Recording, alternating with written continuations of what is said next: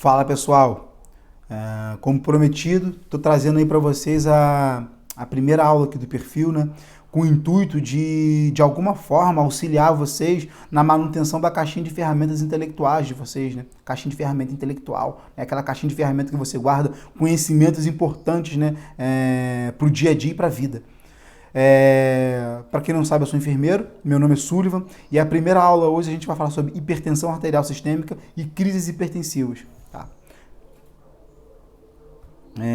Primeiramente, eu quero tratar com vocês o conceito de pressão. O que é pressão? Pressão é uma força aplicada a uma determinada área e ponto. É óbvio que isso é muito mais complexo do que eu estou falando aqui agora, tá? A física clássica explica isso, isso de forma maestral, né? Mas para simplificar, no nosso caso, é uma pressão aplicada no nosso vaso, tá? Especificamente na artéria, né? E diferenciando aqui hipertensão arterial sistêmica e crises hipertensivas, hipertensão arterial sistêmica é a doença estabelecida. O indivíduo ele é hipertenso, tá? Nesse caso ele precisa fazer uso de medicações para controle da pressão arterial, tá? E essa hipertensão arterial sistêmica, que a gente chama de HAS, H-A-S, ela se estabelece por diversas condições, por isso que é uma condição multifatorial, ou seja, fatores genéticos, epigenéticos, ambientais, sociais, tá bom? E ela é caracterizada por elevação da pressão arterial sistólica igual ou maior a 140 milímetros de mercúrio, ou PA diastólica, PA é pressão arterial, tá bom, pessoal? Diastólica maior ou igual a 90 milímetros de mercúrio. mmHg, milímetros de mercúrio, é unidade de medida. Existem outras unidades de medida, mas dentro da área de saúde, para medir pressão arterial, a gente usa milímetros de mercúrio. E quando eu falo de sístole e diástole, PA sistólica, PA diastólica. Sístole é quando o coração está contraindo e expulsando o sangue dele para as demais partes do corpo e para o pulmão para ser oxigenado. Diástole é quando o coração está relaxando, se enchendo de sangue, se preparando para a próxima sístole, ok? E é caracterizada a pressão arterial sistêmica quando essa PA é elevada, ela é medida em duas ocasiões diferentes, com o esfigmomanômetro calibrado, adequado, né? E o indivíduo ele não está fazendo uso de medicação antihipertensiva, tá? Aí é estabelecido a hipertensão arterial sistêmica. Lembrando que a hipertensão arterial sistêmica, a HAS, ela é a doença estabelecida. Já uma crise hipertensiva é quando o indivíduo, por alguma situação, a pressão dele se eleva. E os mecanismos de controle não conseguem abaixar, tá? Os mecanismos de controle interno do nosso organismo não conseguem abaixar essa pressão, tá? Arterial. De repente por conta de um susto ou uma situação de grande estresse. E a crise hipertensiva, o indivíduo ele não precisa propriamente dito ser hipertenso, tá bom? Fisiopatologia da hipertensão arterial. Pessoal, fisiopatologia, funcionamento, patologia, doença. É o funcionamento dessa doença. Trocando em miúdos, é como essa doença se comporta no nosso organismo e como ela se estabelece. Ela se estabelece da seguinte forma, né? Lembrando que, né, gente, elevar a pressão arterial, assim como elevar a frequência cardíaca, assim como elevar a glicemia, não são coisas ruins, tá? Existem situações da nossa vida que a gente precisa fazer isso, né? Para o nosso corpo ter uma resposta melhor. Por exemplo, no exercício físico, eu preciso elevar minha pressão arterial, eu preciso elevar minha frequência cardíaca e eu preciso ter glicose disponível para ter energia suficiente para poder fazer aquela determinada atividade física.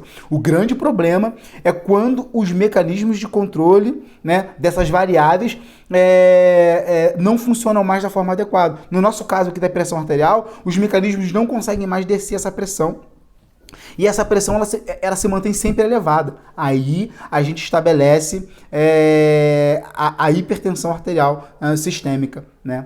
E esse indivíduo agora, a partir de agora, ele vai precisar de medicações, né, para poder controlar essa hipertensão, né? E enfim, ele vai ter que tomar outras medidas como hábitos de vida mais saudáveis, enfim, eu vou falar isso mais na frente, né? Então a hipertensão arterial sistêmica ela se estabelece quando a gente não tem mais esse equilíbrio, né? A pressão sobe, os mecanismos regulam, a gente perde esse controle, tá bom? Assim como várias doenças, né? É uma situação de desequilíbrio dentro do nosso organismo. Epidemiologia. Epidemiologia é o estudo do comportamento de uma doença em determinada população, né? No nosso caso aqui, eu estou usando todas as estatísticas que vocês vão ver aqui nessa aula, eu peguei das diretrizes das diretrizes para hipertensão arterial de 2020. Então é um documento recente, é um documento de grande importância no universo acadêmico, tá bom? Então, ou seja, essas tabelas, esses gráficos que vocês vão ver, eu não tirei do Google Imagens não, tá? Eu estudei, eu me preparei para isso, tá bom?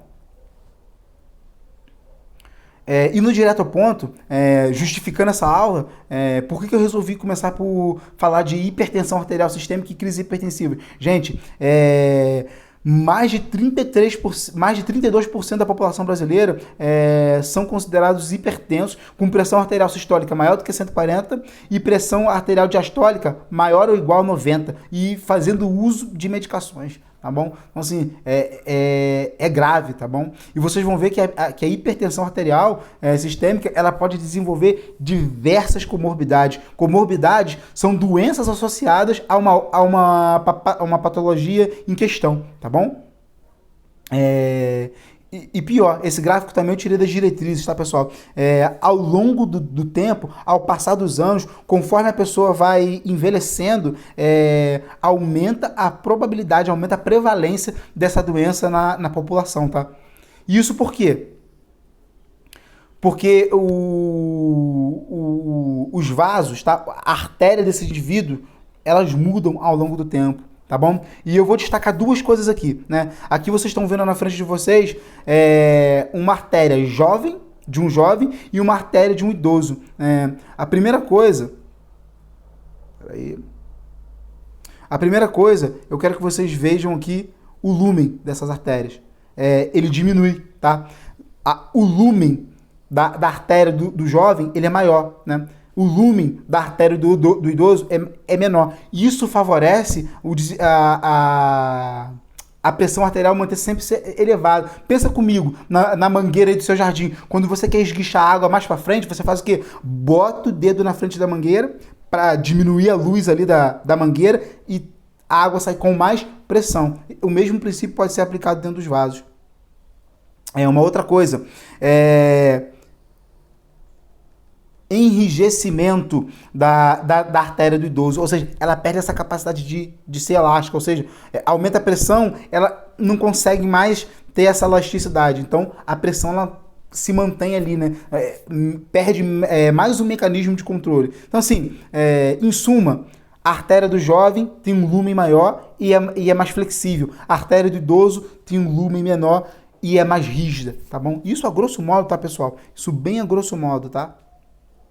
Mas só para vocês entenderem por que, ao longo do tempo, a pressão arterial ela vai se estabelecendo mais em idosos, tá? E tem até mais uma questão que eu não coloquei aqui, que é nas mulheres. Conforme as mulheres vão entrando no climatério, na menopausa, e vai tendo toda aquela mudança hormonal, quando as mulheres tem a maior probabilidade de desenvolver hipertensão arterial. Inclusive, é nessa época que a gente tem mais mulheres hipertensas do que homens, tá bom?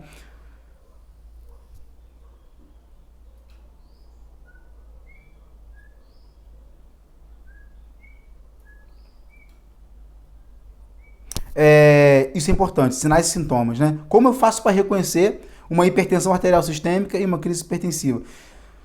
Tá aí, pessoal, por que a hipertensão arterial sistêmica é extremamente perigosa, né? Porque geralmente ela não manifesta sinal e sintoma, tá? Por isso que ela é chamada de assassina silenciosa, né? E geralmente o indivíduo vai descobrir que é hipertenso quando ele já desenvolveu alguma complicação secundária à hipertensão arterial, né? E a gente vai ver essas complicações mais aqui na frente. Já uma crise hipertensiva, que acontece não necessariamente no hipertenso, o indivíduo ele pode manifestar náuseas, cefaleia, que é dor de cabeça, sangramento nasal, visão turva, né, que é aquela visão escurecida, o cara fica meio perdido, tonturas, né? E falando aqui agora por que a hipertensão arterial sistêmica ela é tão perigosa, né? O indivíduo com hipertensão arterial sistêmica raiz, ele pode desenvolver acidente vascular encefálico, tanto isquêmico quanto hemorrágico. O que é um acidente vascular? É quando, de alguma forma, o aporte sanguíneo, o fluxo sanguíneo para a cabeça, para o encéfalo, ele é interrompido, seja por um trombo, num evento isquêmico, seja por um rompimento de um vaso, no caso de um AVE hemorrágico, né? Pode acontecer infarto agudo do miocárdio, insuficiência renal crônica, que pode levar o indivíduo a ter que fazer hemodiálise, insuficiência cardíaca, quando o coração perde a sua capacidade de bombear sangue para o restante do corpo, retinopatias, podendo levar o indivíduo à cegueira, outras lesões vasculares, né? Porque a hipertensão, altas pressões dentro das artérias, vai lesando esse vaso. Inclusive pode levar até o quê? Uma dissecção de aorta. É quando a camada interna da aorta, ela se desprende, podendo romper essa artéria aorta, tá? Levando a uma emergência clínica extremamente grave, tá bom? Podendo levar o indivíduo à morte, tá? Isso aí, pessoal, só para vocês verem a importância de se entender, reconhecer o que é uma hipertensão arterial e entender como funciona e como se estabelece seus sinais e sintomas, tá bom?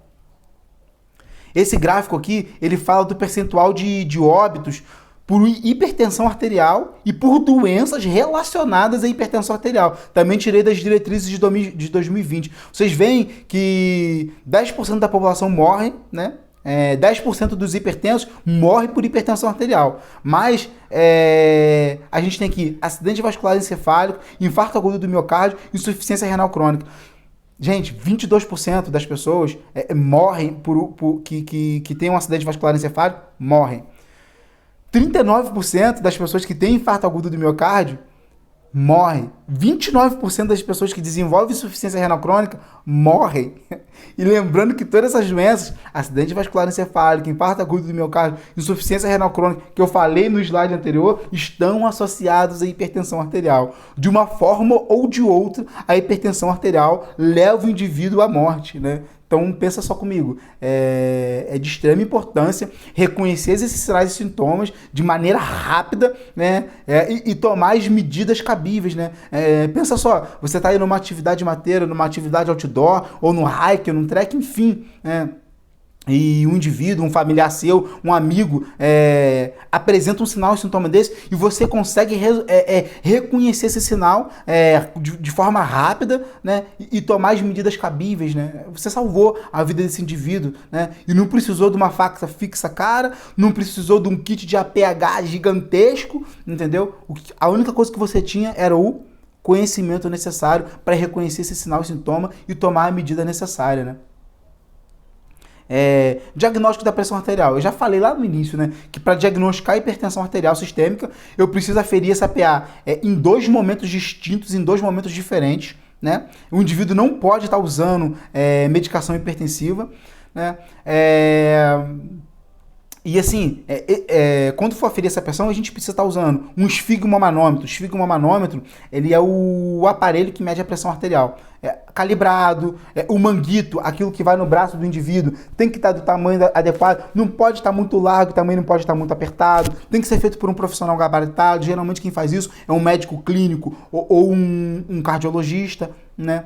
E diagnosticar essa hipertensão arterial, pede-se exames complementares, tá bom? Para poder saber se esse indivíduo tem alguma comorbidade, ou seja, uma doença associada à hipertensão arterial sistêmica, né?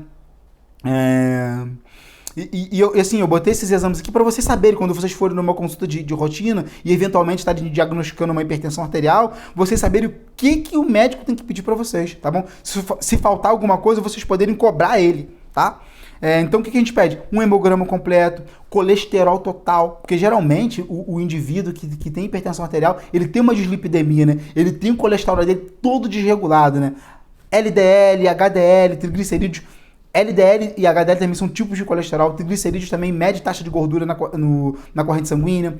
Urina para ver aí como é que tá as excretas metabólicas e funcionamento do teu rim. Glicemia de jejum para ver se você tem estabelecida aí uma diabetes. Potássio também, que é um eletrólito extremamente importante aí no desenvolvimento da pressão arterial, hipertensão arterial, né? Creatinina, que é um importante marcador de função renal para saber se os seus rins estão funcionando da forma adequada, ácido úrico e eletrocardiograma. O eletrocardiograma, ele vê a função elétrica do coração se está funcionando da maneira adequada, tá bom? Se não tem aí uma arritmia, enfim, se esse coração está funcionando da maneira adequada. A partir desses exames, o clínico ou cardiologista, ele vai ver se tem a necessidade de pedir outros exames. Mais uma vez, estou falando disso tudo para vocês entenderem como funciona, tá bom? E até mesmo para quando vocês forem numa consulta, saber o que o médico tem que pedir para vocês. Essa tabela aqui é uma tabela de classificação, pessoal, de hipertensão arterial. Não é meu intuito aqui discutir ela com vocês. Ela é mais profissional da saúde. O que a gente vai acordar aqui entre a gente? Vocês vão considerar a pressão do indivíduo mais alta quando ela tiver em 140 milímetros de mercúrio ou maior na pressão sistólica, ou em 90 milímetros de mercúrio ou maior na PA diastólica. Vocês já vão considerar que esse indivíduo está numa crise hipertensiva, ele está com uma pressão alta, tá bom? E a gente vai falar mais para frente das medidas, o que a gente vai fazer ou não, tá? Qualquer coisa faz print aí desse gráfico, enfim, e guarda aí com vocês. É até legal, né? Fazer o print, guardar aí no celular de vocês, para quando vocês se depararem com uma situação dessa, saber se o indivíduo está com a pressão alta ou não. O que fazer para evitar a hipertensão arterial sistêmica? Gente, prática de exercícios físicos, né? Alimentação saudável, evitar fumar e ingerir bebidas alcoólicas, controlar o estresse, controlar doenças como diabetes e hipertiroidismo, isso eu pretendo falar em outras aulas, e evitar, especialmente, alimentos ricos em sal, tá bom? Sal é o NaCl, cloreto de sódio, tá? Lembrando que o sódio, ele é higroscópico, então ele atrai água para dentro dos vasos sanguíneos. Se ele atrai água, se você enche teu vaso de água, você aumenta a pressão dentro desse vaso, tá? Só para salientar algumas coisas, praticar exercícios, por quê? Você pratica exercício para você treinar, entre aspas, os mecanismos de controles fisiológicos da tua pressão arterial, né? Você treina eles. Quando você faz exercício, a pressão sobe, os mecanismos vão lá e descem. Então, quando você precisar que esse mecanismo entre em ação, ele vai estar, entre aspas, bem treinadinho, né? Salientando que também o fumar, as bebidas alcoólicas não estão assim, não tem um mecanismo fisiológico bem definido, mas o cigarro sim. Fumar, ele lesa os vasos, né? E ele interfere em alguns mecanismos de controle da hipertensão arterial. Essa imagem aqui é um resumo do que eu falei no outro slide, e eu quero destacar aqui com vocês o quadro 6, né, que é aproveitar momentos de lazer e descontração para diminuir a probabilidade de você desenvolver a hipertensão arterial. Então, assim, o lazer, né, momentos de descontração são extremamente importantes, né? Vai evitar aqui, vai entrar nessa questão aqui de controle do estresse, entre aspas, né? Beleza. Falamos aqui o que é hipertensão arterial, o que é uma crise hipertensiva, quando que uma pressão está elevada. Mas agora, como eu faço para identificar uma PA elevada? Como eu faço para identificar uma crise hipertensiva estabelecida? Aferir na pressão, tá?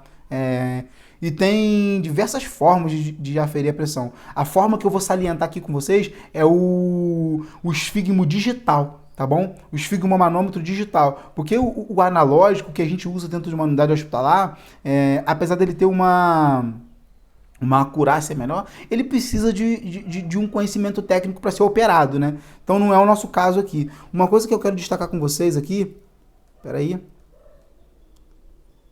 é esse quadro aqui, ó. Esse quadro aqui. Que ele fala do que é uma PA normal, quando que eu tenho um sinal de alerta, que é o amarelinho, e quando eu tenho que pensar, eu preciso correr com esse indivíduo para o hospital, né, que é o sinal vermelho, né? Faz o seguinte, eu estou acostumado com parâmetro de PA porque eu sou enfermeiro, eu trabalho dentro de uma unidade hospitalar, eu vejo isso diariamente, né, no meu cotidiano, mas como essa aula é uma aula para público leigo, tira um print dessa tela e guarda isso aí no teu celular, para você saber quando pensar que uma pressão está alta, né? Como aferir pressão arterial com esfigmomanômetro digital? Gente, hoje a gente tem esfigmos digitais bem melhores do que no passado, né? A leitura deles são bem melhores, mas existe uma coisa que a gente precisa fazer para que esse esfigmo funcione da maneira adequada. E qual é? Sempre quando aferir a pressão, colocar esse esfigmomanômetro no nível do coração. Vocês vão ver aí na imagem que as pessoas estão...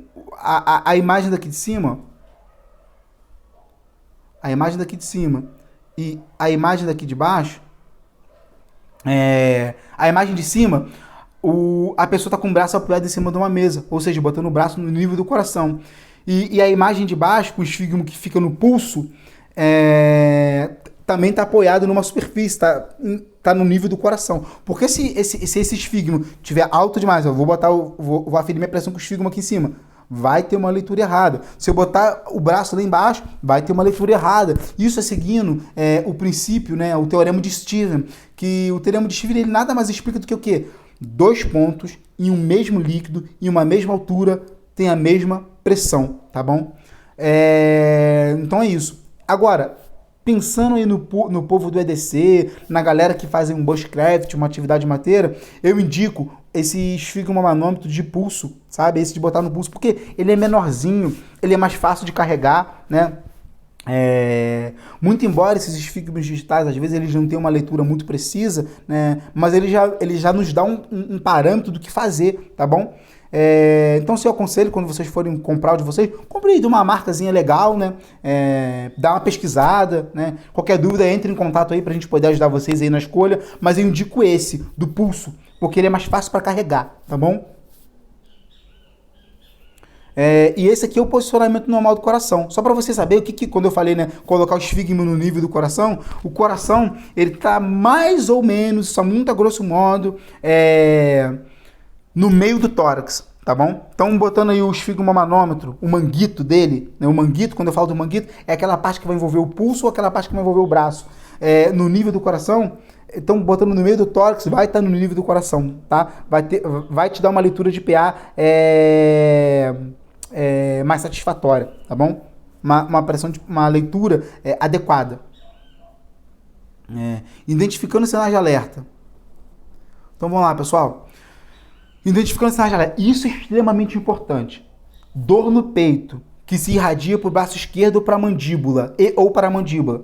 Sinal clássico de infarto agudo do miocárdio, tá? Então, aferiu a pressão do indivíduo e ele tá com dor no peito, dor no peito que se irradia para o braço esquerdo e para a mandíbula, corre com esse indivíduo para o hospital, que ele pode estar em franco infarto agudo do miocárdio, o famoso infarte. Infarto é um termo errado, tá, pessoal, de falar. O certo é infarto. Em casos de pacientes diabéticos e idosos, náuseas e vômitos também podem ser sinais de infarto. Por quê? Porque o diabético e o idoso, ele perde a sensibilidade periférica. Então, geralmente, eles não manifestam um infarto agudo do miocárdio com dor, né? Então, às vezes, ele fica com náuseas, né? Enjoado. Eu trabalhei no asilo que, por diversas vezes, eu tive idosos que manifestaram esse tipo de sinal, náuseas e vômitos. Corremos com eles para uma unidade hospitalar e eles estavam infartando, tá bom? Dispneia, que é a falta de ar associada à hipertensão arterial, associada a uma pressão alta, pode ser sinal de insuficiência cardíaca. Pretendo abordar isso em outros vídeos. Fala arrastada, hemiplegia, desvio de comissura labial, boca torta, desorientação. Quanto ao tempo e quanto ao espaço, é sinal clássico de acidente vascular encefálico, o famoso derrame. Precisa-se também correr com esse indivíduo para o hospital. Não há o que fazer no local, tá? Esses sinais de alerta estão dizendo para vocês que tem que levar o indivíduo para o hospital. Ele pode estar numa emergência ou numa urgência clínica e vai requerer intervenção médica, tá bom? O que fazer no cenário de crise? Aferir a pressão do indivíduo e a pressão está alta. Se apresentar qualquer sinal de alerta daqueles que eu falei no último slide, tem que se dirigir imediatamente com o paciente para o hospital. Colocar esse paciente no carro, correr com ele para o hospital, ou ligar para o SAMU daí da sua região, ou ligar para o bombeiro, enfim. Tem que levar o indivíduo para uma unidade hospitalar. Agora, se for uma crise hipertensiva sem sinal de alerta, né? Ou seja, o indivíduo às vezes nem hipertenso mas está com uma crise hipertensiva, sem sinal de alerta, tira o agente estressor, né? Espera o indivíduo se acalmar, reavalia a pressão arterial e vê se há necessidade ou não de levar esse indivíduo para o hospital, né? Se a pressão não diminuiu, tem que levar ele para o hospital, tá? Se o indivíduo já é hipertenso, né, em tratamento e tiver prescrito uma medicação SOS, o que é uma medicação SOS? É uma medicação que o médico deixa prescrito para o paciente de stand-by, além daquelas que ele já tem que tomar durante o dia. E essa medicação é tomada quando a pressão atinge determinados níveis pressóricos, tá? Aí se toma essa medicação. Se existir essa medicação, administrar essa medicação SOS, reavaliar a pressão arterial e ver a necessidade de levar esse indivíduo para o hospital ou não, tá? E a medicação SOS é uma coisa legal. Para quem tem a pressão descontrolada, né, é um hipertenso descontrolado, é legal até conversar com o seu médico a necessidade de ter ou não uma medicação SOS, né? Manejo das medicações. Isso é legal para quem já é hipertenso ou para quem tem alguém que é hipertenso em casa. Fazer uso das medicações sempre no mesmo horário, respeitando a posologia da medicação, tá bom? Posologia é aquilo que foi prescrito pelo médico, na quantidade e no horário certo. Evitar tomar medicações para hipertensão junto com outras medicações. Vou dar um exemplo para vocês. Você já toma medicação para hipertensão e fez uma infecção da garganta e o seu médico passou para você um antibiótico. Dá um espaçamento entre essas medicações, tá? A para dor de garganta, um antibiótico, e as medicações de hipertensão. Por quê? Porque pode haver uma interação desses medicamentos e uma pode inativar a outra ou pode exacerbar o efeito da medicação, tá bom? Tomar comprimido sempre fazendo uso de água, tá? Nunca com bebida alcoólica, refrigerante ou leite, porque também pode inativar essa medicação. Uma outra coisa importante também, diuréticos não devem ser administrados à noite, porque, gente, isso tira a qualidade de vida do paciente, tá bom? Toma um medicamento, um diurético à noite, você vai levantar a noite inteira para urinar, esse indivíduo não vai dormir, e esse não dormir, essa insônia, vai ser um agente estressor que pode elevar a pressão arterial desse indivíduo. No caso de pessoas que têm que tomar diurético 2 vezes por dia, conversar com o teu médico para aprazar essa medicação da noite, para no máximo aí às 5 da tarde, às 6 horas da noite no máximo, né, para você ter uma noite de sono de qualidade. E proteger medicações da luz e do calor, em especial as medicações que vêm em blister opaco, escuro, né? Porque essas medicações elas podem ser inativadas pela luz, tá bom? E perder aí seu princípio químico, né? Sua atividade química. E é isso, pessoal. Terminei, tá? A aula. Aqui estão as referências, tudo que eu usei para poder compor essa aula. E vamos lá, gente, para fazer um fechamento, tá? Para a galera aí do EDC, do Bushcraft, o que eu indico para vocês? Ter sempre em mãos um esfigmomanômetro. Vai para uma atividade madeira, vai para uma atividade outdoor, carrega o esfigmo dentro da mochila, desse aí digital pequenininho, aquele que põe no pulso, né? Aprenda a reconhecer esses sinais de alerta para entender quando que tem que levar ou não uma pessoa, ou até mesmo você se encaminhar para uma unidade hospitalar. Aprenda a entender e a reconhecer o que é um parâmetro alto de pressão arterial, né? Enfim, né? Tá aí a primeira ferramenta que eu entrego para vocês colocarem na caixinha de ferramenta intelectual de vocês, tá? Para ajudar as pessoas, né?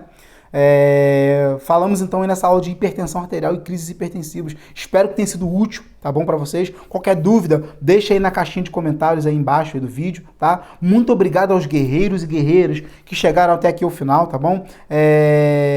Muito obrigado, tá?